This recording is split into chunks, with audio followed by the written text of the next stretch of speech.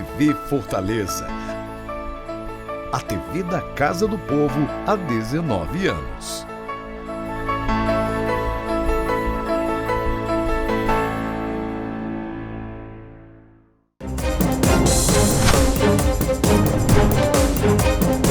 Olá, começa agora o plenário da Cidade Especial Eleições 2022. Sabemos que nós, mulheres, somos a maioria do eleitorado, mas quantas ocupam os cargos, as cadeiras na Câmara e no Senado, por exemplo? É fundamental o estímulo ao lançamento de mais candidaturas femininas e ações também educativas para combater a desigualdade de gênero. Vamos conversar sobre isso e muito mais com a advogada especializada no direito das mulheres, em marketing político e mestre em direito constitucional. Doutora Catarina Brasil, bem-vinda. Obrigada, Clarice. É um motivo de muita alegria voltar aqui e falar, para a gente poder trocar ideias sobre as eleições, né, dentro desse contexto de mais mulheres na política, que é sempre um tema muito importante. Saiu, né, já faz algum tempinho, o perfil, né, dos eleitores e realmente sempre somos a maioria. Mas poderíamos, né, usar isso a nosso favor, né, saber que temos esse poder, mas será que a gente utiliza disso de forma como deveria ou a gente pensa que ainda é fraco?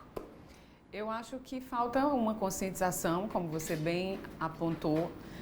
Primeiro, uma conscientização, né, de todas nós mulheres sobre o nosso papel, sobre a importância de ter representantes feministas, eu diria, né, mais do que só representantes do sexo feminino, porque a gente vive hoje numa sociedade com muitos problemas sociais, de uma forma geral, mas com problemas e questões de gênero. Então, essa sociedade que é diversa precisa também, Clarice, estar espelhada nesses espaços de poder, sobretudo os espaços de poder do campo da política, como o Congresso Nacional, como as Assembleias Legislativas, as câmaras municipais e os demais cargos executivos. Então, sempre que é ano eleitoral, a gente precisa intensificar essa conscientização.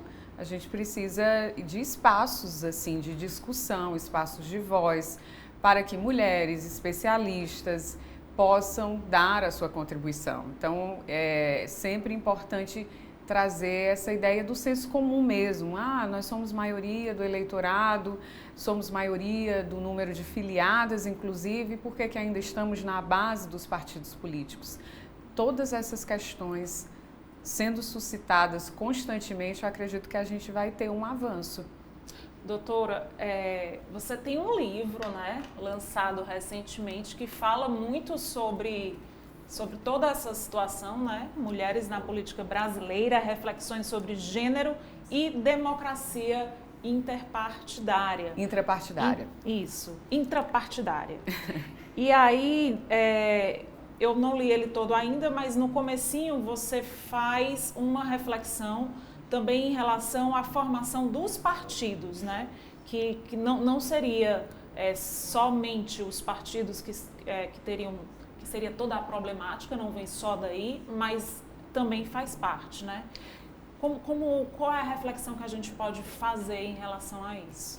Então, para que todos entendam, o recorte desse livro a discussão toda de gênero mesmo, a discussão sobre a problemática da baixa presença das mulheres no campo político, ela passa pelos partidos políticos, trazer essa responsabilidade dos partidos políticos, buscar entender qual é o funcionamento dessas instituições, se eles estão aí de acordo com a sua função originária, porque os partidos políticos historicamente sempre tiveram uma função precípua muito importante nas democracias, de forma geral. Né? Isso no cenário internacional, no mundo. Historicamente, os partidos sempre foram muito importantes. Então, o livro ele focalizou essa discussão da baixa presença das mulheres na política nessas estruturas intrapartidárias.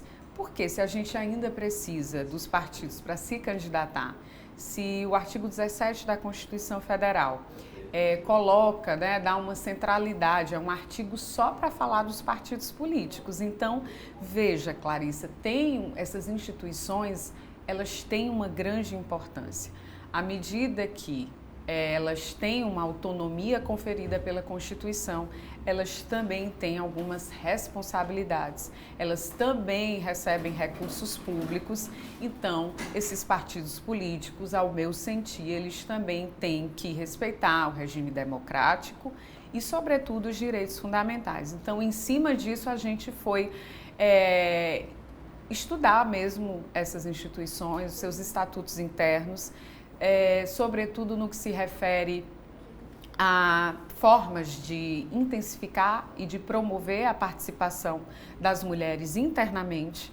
Então, a questão dos recursos. Então, historicamente, a gente teve uma evolução desde as cotas de candidatura, mas não passa disso, né, desse percentual de 30%. E antigamente a gente não tinha uma proporcionalidade no tempo de propaganda, não tinha proporcionalidade no repasse dos recursos.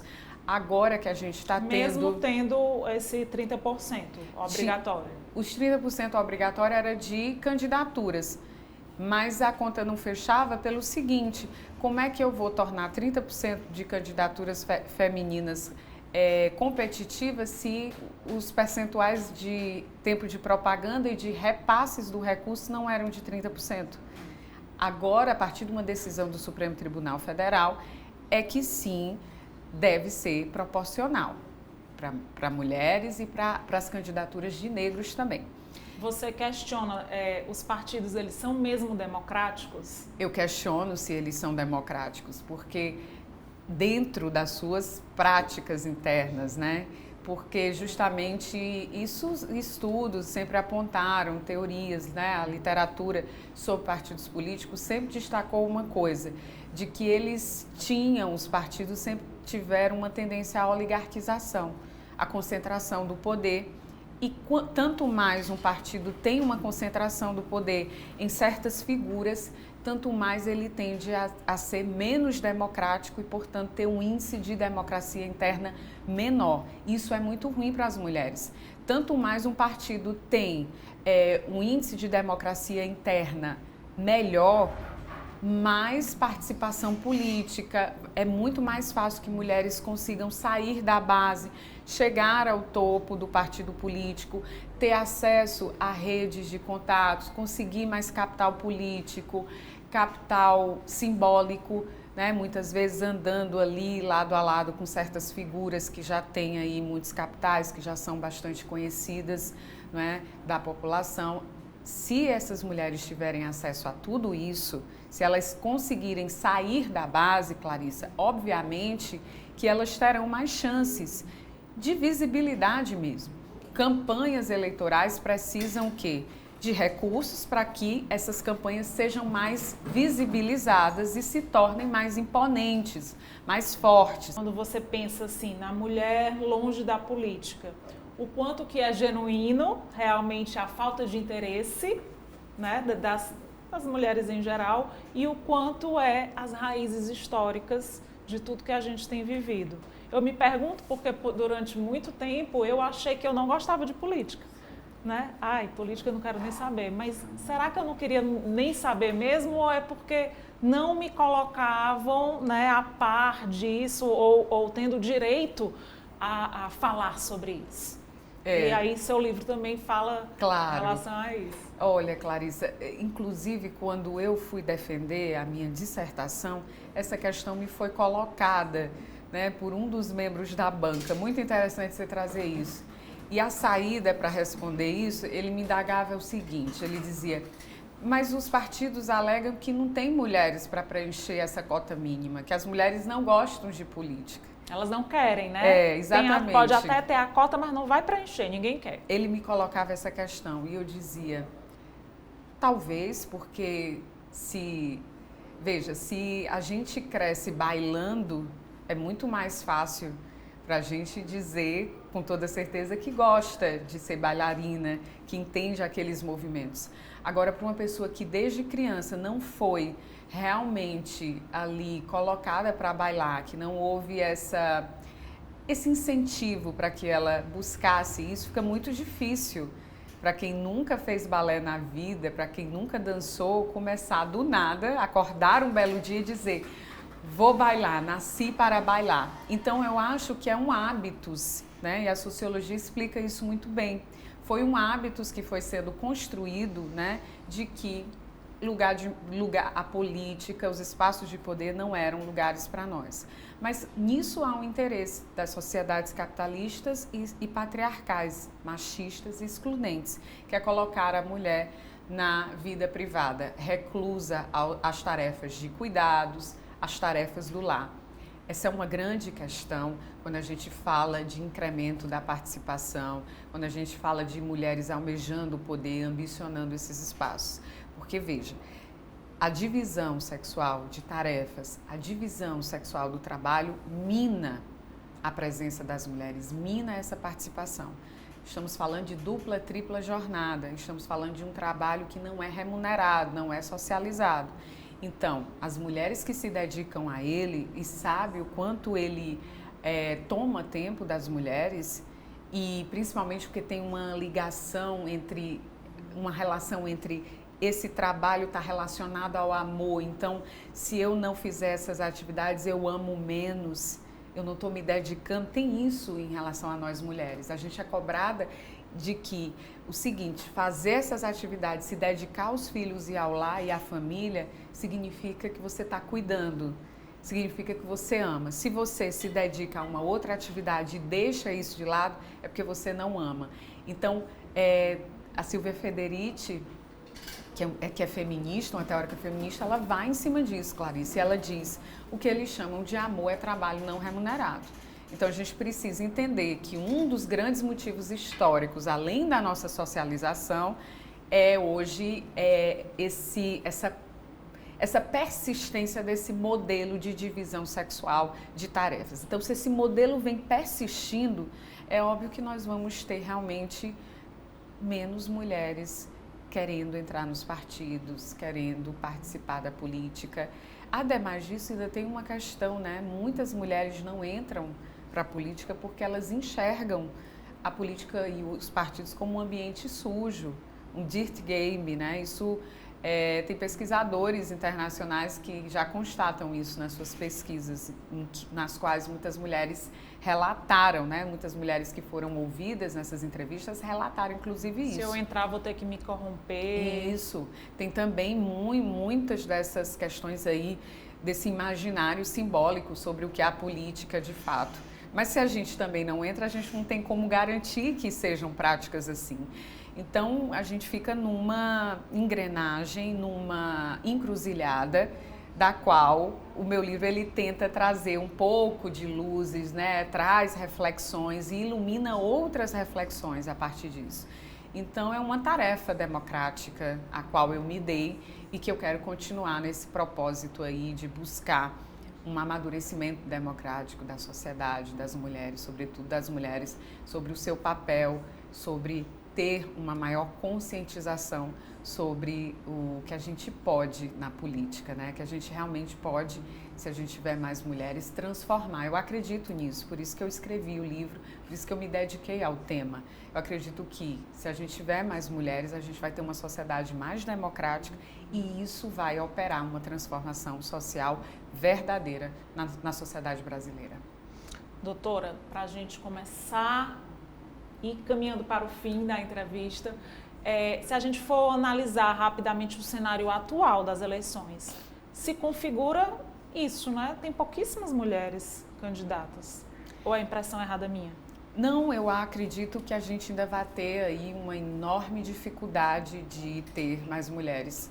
Eu acho que a gente está caminhando lento, o Brasil ainda está na lanterna no cenário internacional, só ganhando de países que não tem nenhum histórico de participação e presença das mulheres, países que não têm política afirmativa, né?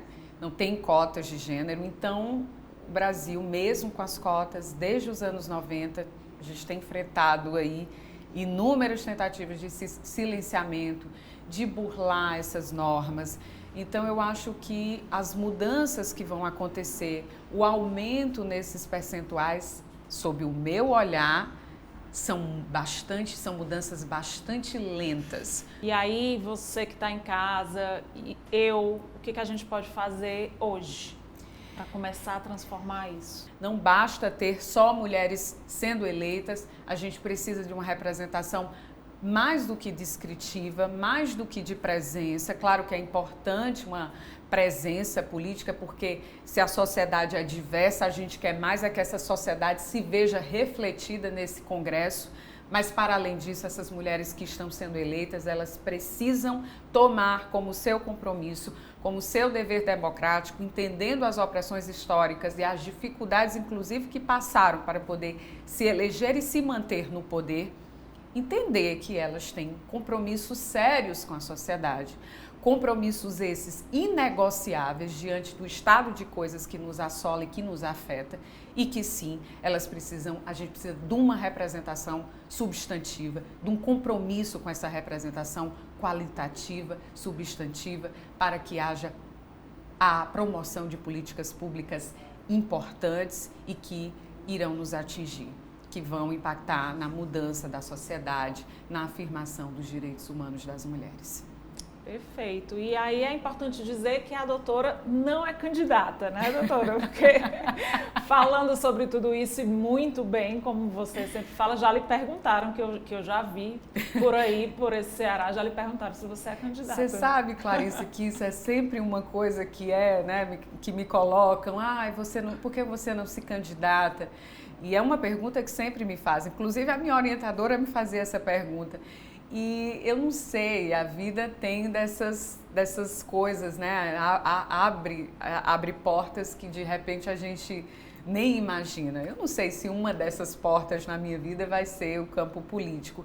Por enquanto eu sei qual é o meu papel, né? É lutar em prol dos direitos das mulheres, é fazer meu papel enquanto advogada, enquanto pesquisadora, mas eu não sei que caminhos irão se abrir.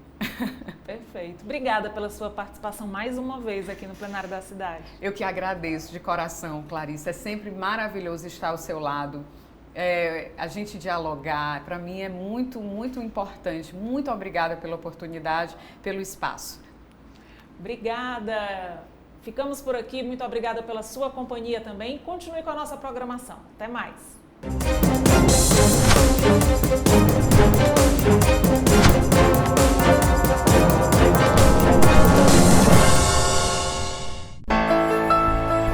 TV Fortaleza. A TV da Casa do Povo há 19 anos.